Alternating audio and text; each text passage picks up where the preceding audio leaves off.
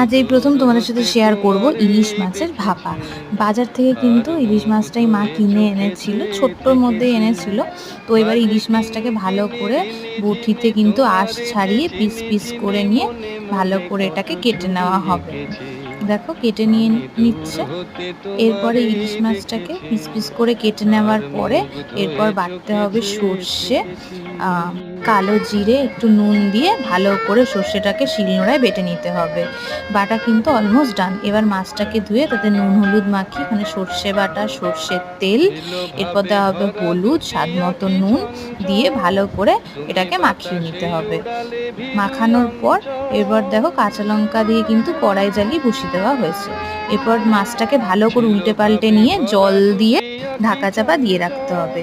ফুটে গেলেই কিন্তু আমাদের কিন্তু একদম ইলিশ ভাপা একদম রেডি। ভালো লাগলে একটা লাইক, কমেন্ট, শেয়ার, সাবস্ক্রাইব করে